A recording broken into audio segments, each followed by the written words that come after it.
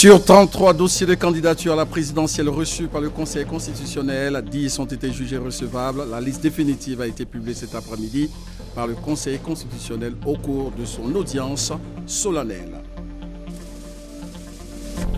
Dans ce 20h, nous irons au palais présidentiel où le chef de l'État, le président Alassane Ouattara, a présidé ce matin un conseil des ministres. Des projets de loi relatifs au foncier rural et un décret concernant l'organisation de l'élection présidentielle ont été adoptés. À quelques semaines de la rentrée scolaire, le service Société de la rédaction vous propose l'ambiance qui prévaut dans les librairies officielles et les librairies parterres. Notre équipe de reportage a parcouru le district d'Abidjan pour recueillir des propos d'élèves et de parents d'élèves. Vous les entendrez dans ce journal. Le président de la Commission européenne a présenté ce mercredi les détails du plan européen qui prévoit l'accueil de 160 000 réfugiés ces 2 prochaines années. Voilà pour le sommaire. Bonsoir et bienvenue dans ce 20h. L'organisation de l'élection présidentielle a été l'un des points abordés ce matin au cours du Conseil des ministres et selon notre reporter Awa Touré, il a été également question du projet de loi relatif aux foncier rural, son compte-rendu du Conseil des ministres tenu en présence du chef de l'État, le président Alassane Ouattara. La campagne électorale de la présidentielle du 25 octobre va se dérouler du 9 au 23 octobre 2015. Le gouvernement a adopté au cours du Conseil des ministres de ce mercredi 9 septembre 8 projets de décrets relatifs à l'organisation de l'élection présidentielle en application de la loi électorale. Le premier décret fixe les modalités de vote des Ivoiriens de l'étranger. Ce décret traite des dispositions particulières, donc relatives au vote de nos compatriotes vivant à l'étranger. Il détermine notamment le lieu de déroulement du scrutin, ainsi que le mode de désignation des membres des bureaux de vote. Il précise, dans le cadre de l'élection du président de la République, que les Ivoiriens de l'étranger exercent leur droit de vote dans les représentations diplomatiques ou consulaires de la Côte d'Ivoire. Il reconnaît néanmoins à la Commission électorale indépendante, donc à la CEI, la possibilité de créer des lieux et bureaux de vote en dehors des représentations diplomatiques ou consulaires, mais en accord avec le pays d'accueil. Ce décret prescrit également que le scrutin a lieu le même jour, aussi bien en Côte d'Ivoire qu'à l'étranger. Toutefois, la CEI pourra préciser pour chaque pays retenu l'heure d'ouverture et l'heure de clôture du scrutin, en tenant bien sûr compte du décalage horaire. Le deuxième décret porte organisation, fonctionnement des bureaux de vote. Ce décret détermine, en application avec la législation électorale et toujours sur proposition de la CEI, les modalités d'organisation et de fonctionnement des bureaux de vote, de manière à favoriser un bon déroulement du scrutin. Il s'agit notamment de définir les missions du président, du secrétaire, des représentants des candidats, le nombre de chacune de ces personnes et le rôle qu'elles sont censées jouer dans le bureau de vote. Le troisième décret fixe les spécifications techniques et les modalités d'établissement des cartes d'électeurs. Il s'agit en particulier de la couleur, du format, des éléments de sécurisation de la carte d'électeur de façon à ce qu'il n'y ait pas de problème le jour du vote. Le quatrième décret porte définition des spécifications techniques des matériels et documents électoraux et détermine le nombre des affiches et des bulletins de vote. Ces spécifications doivent obéir à un certain nombre de spécifications techniques qui sont ou dans la loi ou dans les textes qui régissent les élections. Il s'agit notamment des urnes, des isoloirs, des bulletins de vote, des feuilles de pointage des résultats qui doivent être conformes, évidemment, à la loi, mais pour être prises en compte. Le cinquième décret fixe les conditions d'établissement de la liste des imprimeurs agréés pour l'impression des documents électoraux. Donc, toute entreprise d'imprimerie peut solliciter l'agrément de la CEI pour l'impression des documents électoraux, sous réserve de certaines conditions fixées en application de la législation électorale nationale.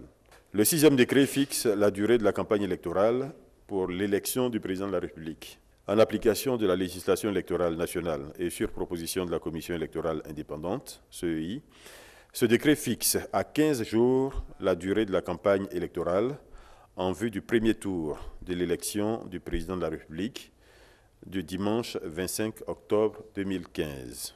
Ainsi, la date d'ouverture de la campagne électorale est fixé au vendredi 9 octobre 2015 à 0 heure et la date de clôture est fixée au vendredi 23 octobre 2015 à minuit. Le 7e décret fixe les modalités d'accès aux organes officiels de presse des candidats à l'élection du président de la République.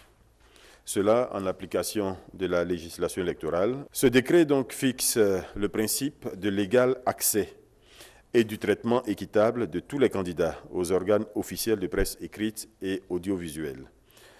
Ainsi, à compter de l'ouverture de la campagne, c'est-à-dire le vendredi 9 octobre à 0 heure, jusqu'à la veille du scrutin, le principe d'égalité entre les candidats devrait être respecté dans les émissions et publications consacrées à la campagne électorale. Le Conseil national de la presse et la Haute Autorité pour la communication audiovisuelle, donc la HACA, veilleront à l'application de ce principe dans les organes officiels de presse écrite et de presse audiovisuelle. Le 8e décret porte réquisition de fonctionnaires, agents de l'État et assimilés pour les élections. Cela également en application de la loi numéro 63-4 du 17 janvier 63 relative à l'utilisation des personnes en vue de la promotion économique et sociale de la nation et sur proposition de la Commission électorale indépendante. Ce décret rend obligatoire la participation des fonctionnaires, agents de l'État et assimilés à l'exécution des opérations électorales. Au titre des communications, la rentrée scolaire 2015-2016 est fixée au 21 septembre. Cette rentrée va concerner cette année 5 049 496 élèves, dont 3 514 686 élèves dans le primaire et dans le préscolaire. Pour cette année scolaire, l'État met à disposition 3 485 salles de classe nouvelles et 82 collèges. Les inscriptions pour les enfants entrant au cours préparatoire première année, donc CP1, s'effectueront du mercredi 9 au vendredi 18 septembre 2015. Le gouvernement entend par ailleurs apporter une solution durable à la cohabitation conflictuelle entre agriculteurs et éleveurs. L'actualité oblige, la liste des candidats retenus pour l'élection présidentielle du 25 octobre prochain a été publiée cet après-midi par le Conseil constitutionnel au cours de son audience solennelle. Sur 33 dossiers reçus, 10 ont été jugés recevables. La rédaction s'est intéressée à une question que se posent très souvent les populations. Pourquoi une caution de 20 millions de francs CFA dans les dossiers de candidature? La réponse de Sylvie Touré. Au nombre des conditions d'éligibilité à la présidentielle, le cautionnement de 20 millions de francs CFA a versé au Trésor public. Cette exigence est inscrite à l'article 55 du Code électoral. Ce critère est apparu avec le multipartisme à l'orée des années 90. Une initiative du gouvernement d'alors soumise au Parlement pour lui donner valeur de loi. Et Djampan Boatimele était député à cette époque. Il avait pris part aux travaux. Il y a deux modes de tri. Le premier mode, c'est de recourir à des candidatures de personnalités élues ou responsables locaux.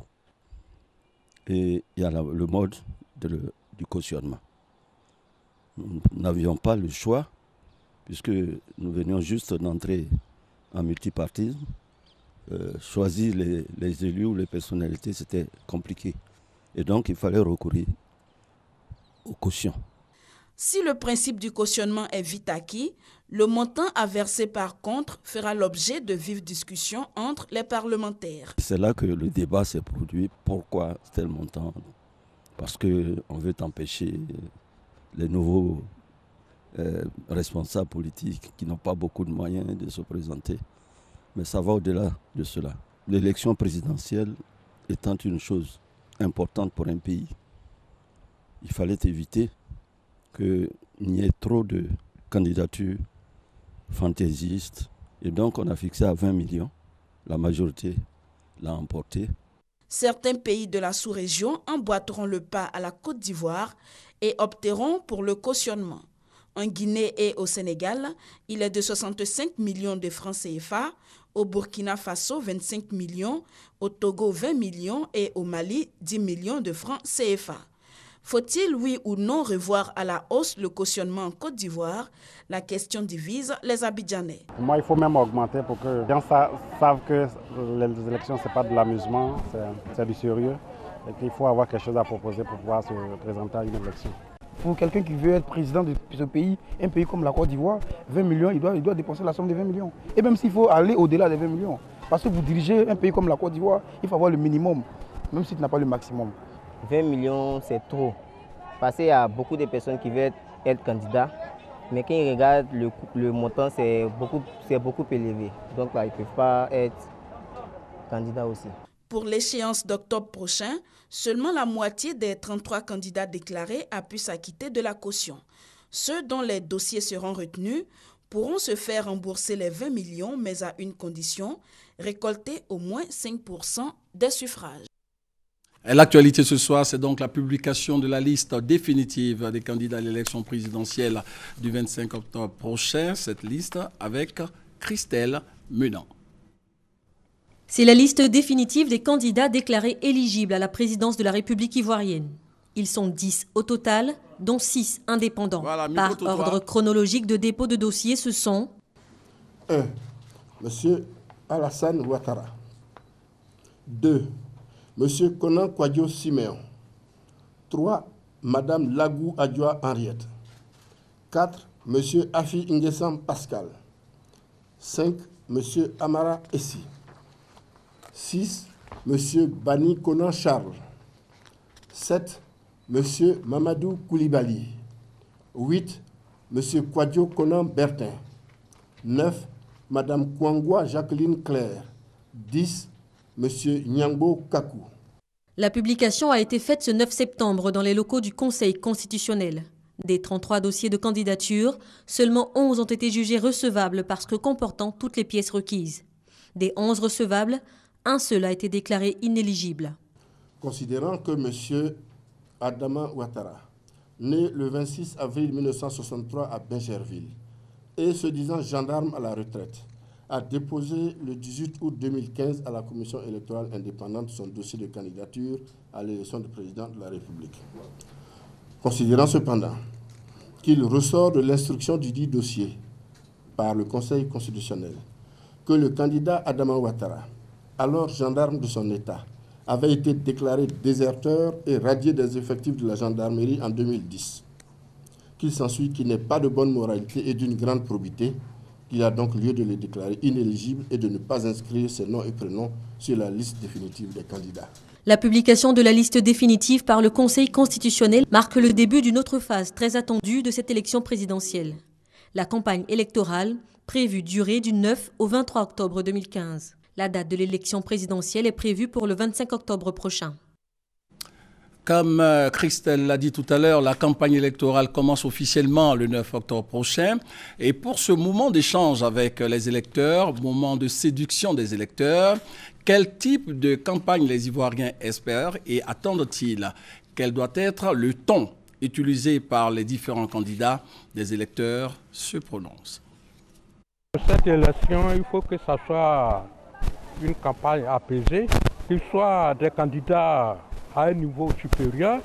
Ça veut dire qu'il ne faudrait pas qu'ils s'insultent. Il faut qu'il y ait des programmes qui peuvent servir la population. Des campagnes où vraiment les gens mettent l'accent sur le projet de société, des projets pour les plus défavorisés, comme les petits commerces, l'auto-emploi par exemple. Pour ma part, je souhaiterais que les hommes politiques, les dirigeants, interpellent leurs militants afin qu'ils fassent preuve de choses de calme et que le pays ne retombe pas dans le chaos que nous avons connu récemment. Je souhaiterais qu'on ait des campagnes civilisées. Civilisées, je veux dire que je ne souhaiterais pas que des personnes, parce que la loi leur permet de se présenter, puissent jeter l'opprobre aux autres. Donc je souhaiterais que tout un chacun fasse sa campagne, mais sans insulter qui que ce soit. il y va de l'éducation de nos enfants.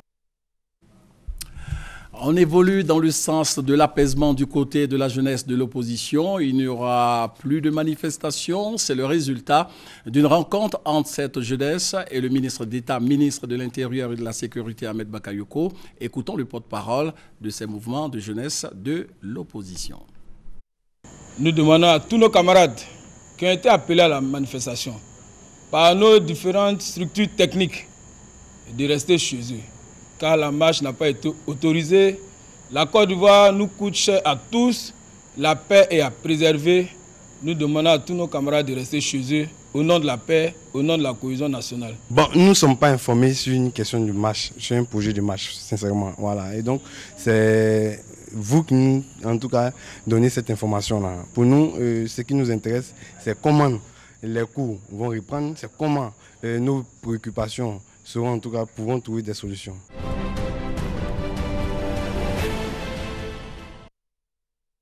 Premier producteur africain et 7e avec plus de 310 000 tonnes en 2014. Notre pays, la Côte d'Ivoire, nourrit encore de grandes ambitions pour sa filière EVA. Le pays veut atteindre une production de 600 000 tonnes à l'horizon 2020. Mais cette ambition pourrait bien être contrariée par la chute des cours mondiaux du caoutchouc et la baisse du prix d'achat du kilogramme Borchamp. Le dossier avec le service économique de la rédaction. Koutouan Salomon, ex-agent d'une entreprise privée à la retraite, est planteur d'EVA à Songo-Mbraté, à environ 40 km d'Abidjan. Avec ses compagnons du village, il fait partie des premiers à s'être intéressés à cette culture dans la région. Aujourd'hui, il évoque le passé avec nostalgie. Je prends l'exemple d'un premier planteur, comme M. Mobiou, son papa. C'est lui qui a attiré tout le monde, l'attention de tout le monde à planter. Effectivement, ça fait effet. Mais actuellement, c'est un drame. On ne peut même pas s'en sortir. Difficile d'évoquer la filière EVA sans parler de prix. Sujet à de fortes fluctuations, les prix du caoutchouc avaient atteint un pic de près de 1000 francs CFA le kilogramme en 2011 avant de dégringoler. Pour le mois d'août 2015, le prix du kilogramme a été fixé à 303 francs CFA. Il ne faut pas se fier uniquement à une année. Le prix change chaque année. Donc, comme vous avez investi pour le long terme, 30-35 ans, vous allez connaître certaines années fastes avec des cours qui flambent et puis d'autres années comme nous connaissons ces temps-ci. Outre le prix, un autre sujet à polémique dans la filière EVA. Il s'agit de la taxe imposée sur le chiffre d'affaires des entreprises agro-industrielles exerçant dans le secteur. Sur les 2 années, les usines ont payé 35 milliards à l'État de Côte d'Ivoire, ce qui a fait que au moment où je vous parle, aucune usine n'a de fonds de roulement pour fonctionner correctement. Nous souhaiterons que l'État supprime purement et simplement cette taxe. Cet impôt de 5% appliqué sur le chiffre d'affaires des industriels a depuis été réaménagé par l'État. Lorsque le prix est de 1000 francs à 1300 francs, le niveau de taxe est fixé à 2,5 francs le kilo. De 1301 francs à 1600 francs, c'est 3,5%. Et les 5% ne sont appliqués que lorsque le prix international est supérieur à 1600. Il faut avouer que c'est quand même une avancée notable. L'EVA-culture en Côte d'Ivoire, c'est 151 000 planteurs identifiés, 13 usiniers et 317 000 tonnes de caoutchouc sec en 2014. Environ 530 000 hectares de plantation, dont 190 000 hectares en production. Au plan individuel, la culture reste pour le planteur une source de revenus. Le peu que j'ai eu ici à travers l'EVA m'a permis d'avoir d'autres terrains ailleurs pour faire des nouvelles plantations. C'est à cause de l'EVA-culture que j'ai pu avoir une voiture et une maison, tout ça. Une dynamique qu'on veut maintenir tant du côté de l'association des professionnels de caoutchouc naturel à Promac que du côté de l'État. Nous avons pu créer près de 80 000 hectares de nouvelles plantations avec des plans sélectionnés. Nous avons formé près de 2000 personnes, y compris des planteurs, et nous avons aidé à installer des ponts, à reprofiler des routes d'accès aux plantations d'EVA, et également nous avons installé des dallos.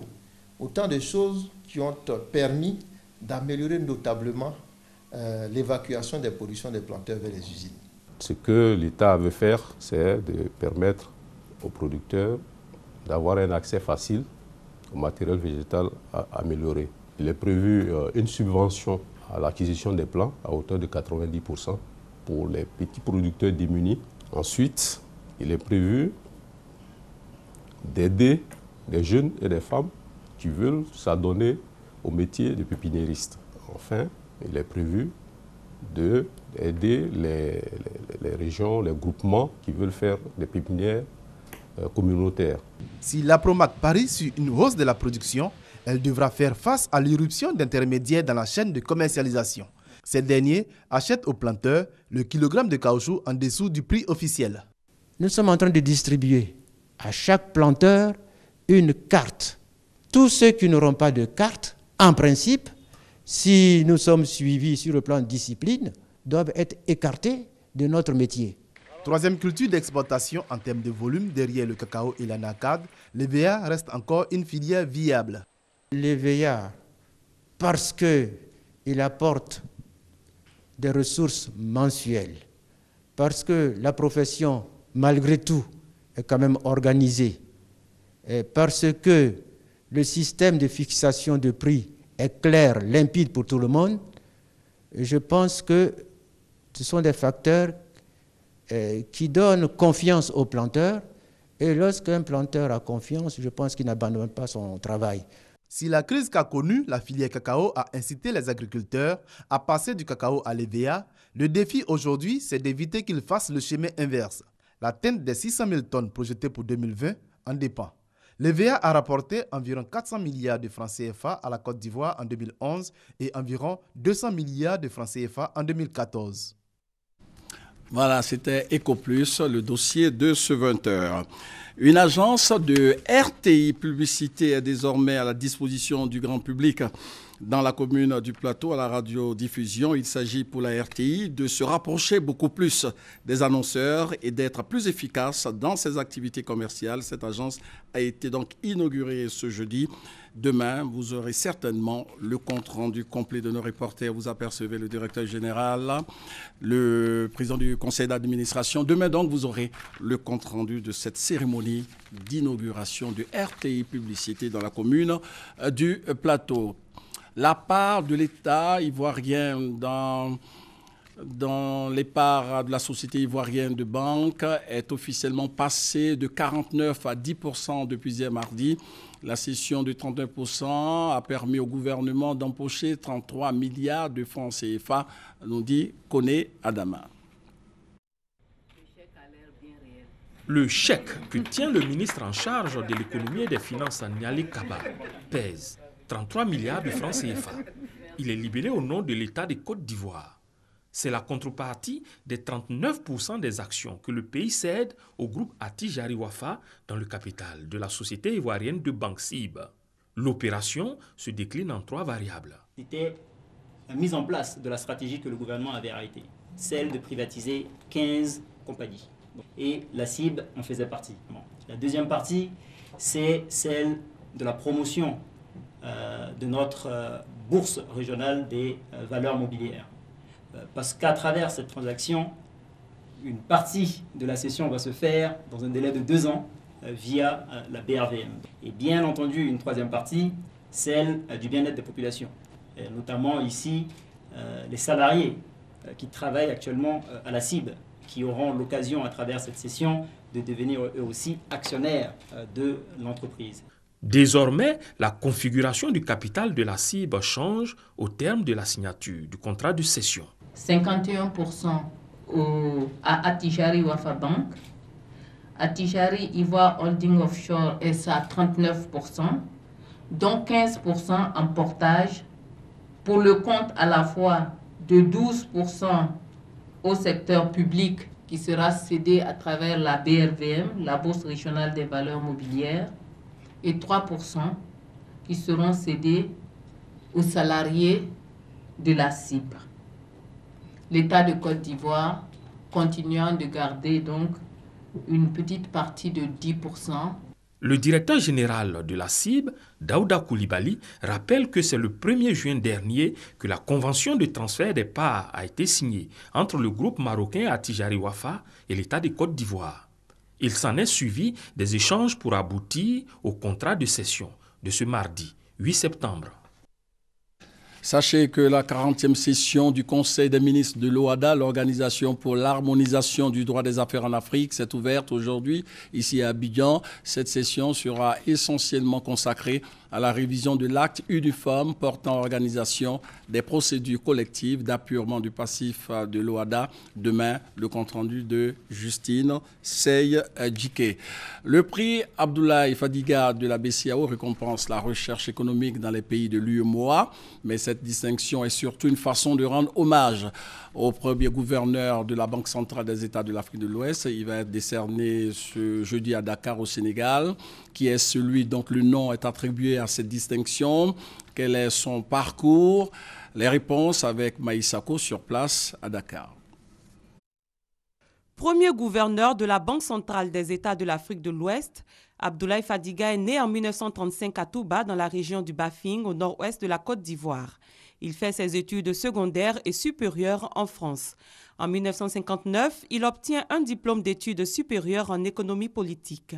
Un an plus tard, il est diplômé en sciences économiques et de droit public. Le 10 février 1975, il prend officiellement fonction à la tête de la BCEAO. Il décède le 11 octobre 1988.